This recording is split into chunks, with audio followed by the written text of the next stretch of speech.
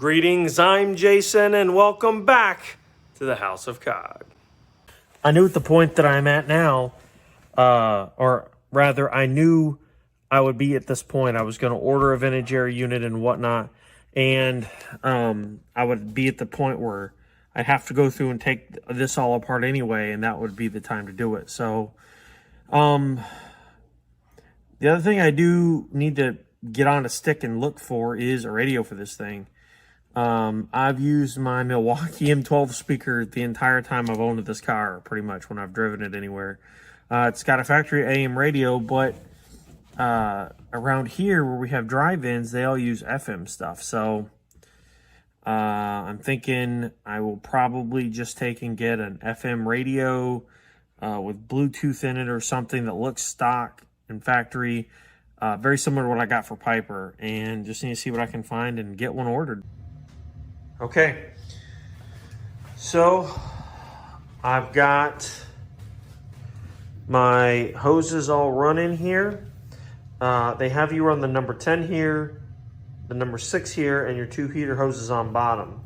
So what I'm planning to do is I'm planning to put this electric hot water valve. It has to be the one that runs from the back side of the head across and over, and then it gets that valve, and then that stops the flow of hot water in the system going to the heater core because the water pump is pulling it away. So anyways, I'm planning, like I said, to put that in line. And since both of the heater hose fittings on this are 5/8, you have to get a converter, which is what I did, to go from 5/8 to 3/4 to go into the pump. And I have an interested corgi out here looking to see what's going on. What do you think, Sausage? You think it's gonna work? Get out of the oil. As you can see, I got the hoses run through this fresh air cap. Now, this is one of the ones I had to put grommets on, and I had to wrestle these hoses. This one was not friendly. That's the number 10.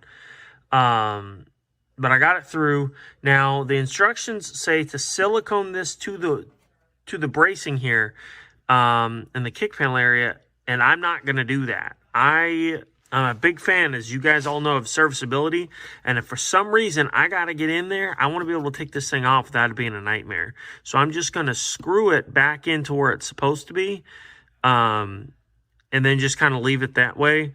I don't, because I siliconed the crap out of the firewall there, as you can see, and the cap on the outside there where the hoses come in, as you just saw.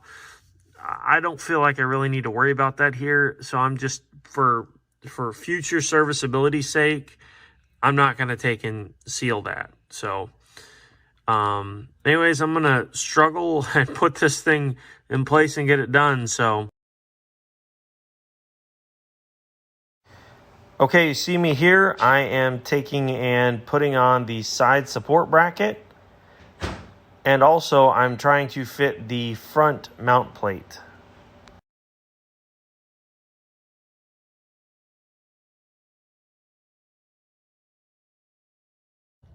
Okay, so interesting thing going on here. So I'm going on the instructions here, as you see, and I just installed this bracket, which it shows should be, you know, pretty straight on. But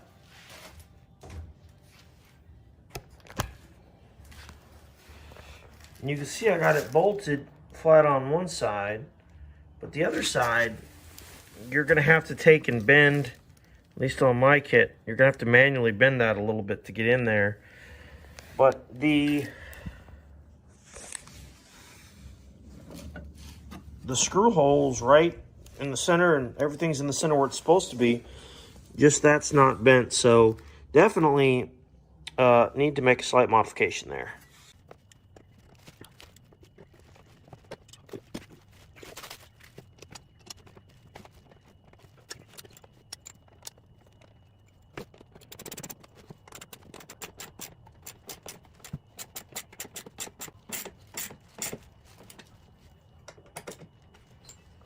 Okay, so I got a slot cut in my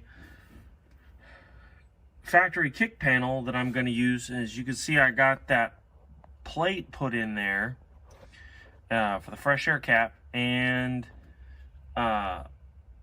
essentially it's like a bulkhead plate per se.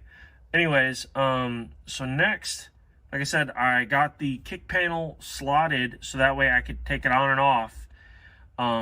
So I could come up with what I need to do for the new one for final fitment.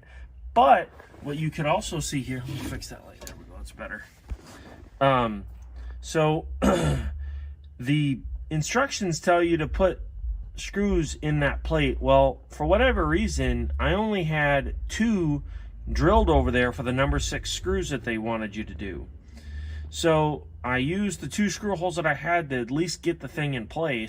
I used a 9/64 drill bit, which is a number 6 size, and got the hole drilled, and I got the screws put in. I got a few more I need to put in it still, but I don't know if other Firebirds are this way, but at least this one was, and so I needed to drill more holes so that way, so I could put the plate in with a good assurance that it's not gonna snap the plastic because it's only got 2 screws in it. It's got at least 1 screw now on the top, 1 on each side, and now 1 on the bottom. So I'm going to take and put 1 there and then on the other side, and it'll be good. Okay, I got the unit in the car. Now I'm just test fitting to see how this is going to go in, and what my options are. So you need to put the connections for the heater hoses on the front, like on the Firewall side. And I was trying to see what my space options were in here. Now I knew that I wasn't going to be able to put the connections for that on while it's in the car. Now I'm sure I know that I've left enough length with the unit down here on the ground, rather on the floorboard. I could put those hoses on and get those connections tight, which is what I'm going to do. So I'm just going to pull it back out, and I guess I'm going to put those heater hose nipples on the front. So now we're going to take and now we test fit the AC unit. I think we got everything ready. We need to take and lube up these O-rings with some AC oil, because these are the heater hoses, the heater hose fittings rather, and we need to lube up those O-rings before they go on, and those go up here on the front side.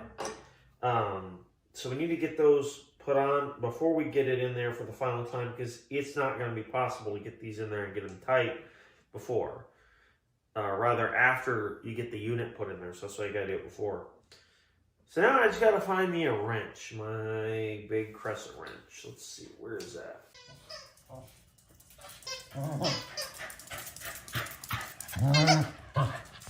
Thank you, Charlie. That's not quite the wrench I needed, but thank you.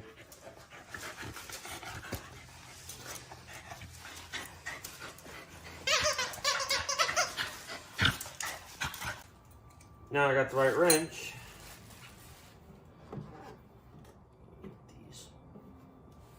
Get these plastic fittings taken off.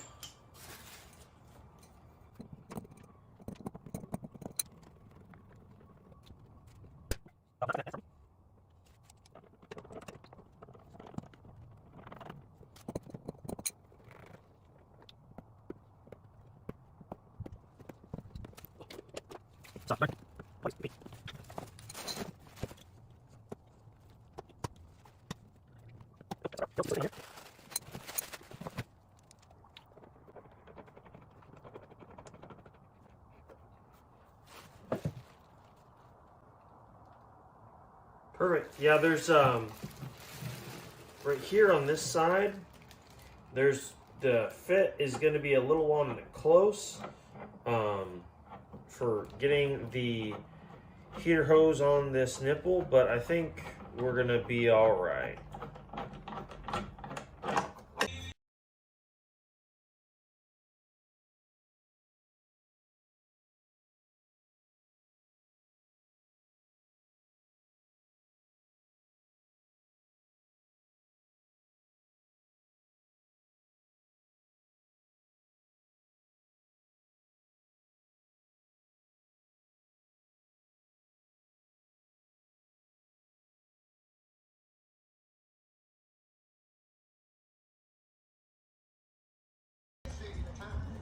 Okay, so we got it in after much work, and shout out to Pontiac Pt3 for getting me a brand new original fender gripper for Christmas that came in clutch for my knees.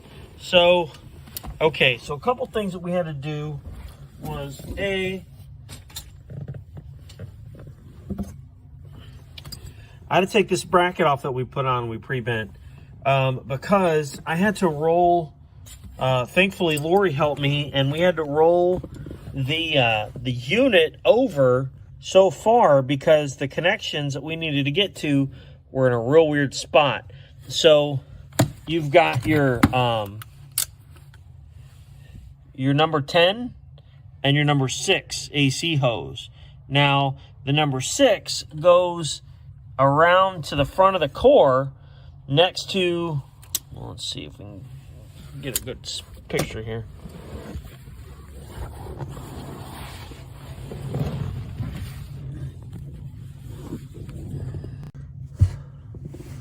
Okay, so there's your two AC. There's your 2 heater hose fittings right there. The number 6 fitting is right there. Now, we had to roll that over because there's no real way to see and to get your hands in up there to get it tight. So I had to take that front plate that I was just showing you off so I could roll the unit over more to get it in. We got it in, and I lubricated the O-rings and got that installed. Now, this side is where the number 10 is. Now, you have this press tape that you have to put on all the exposed metal portions of that line. Anyways, so we had to get the line in, and as that's a number 10 hose, as we all know, they don't really move and flex that well. But this is the way that Vintage Air wants it. So I'm not exactly sure why you wouldn't want to have it route straight down and over, but that's me. I guess maybe you wouldn't want it to get into your footwell or whatnot, but anyway, so that's there. And it was a bear to get maneuvered, but we got it in. And then to get this single bolt in right there, let's see. You can see it. How is it?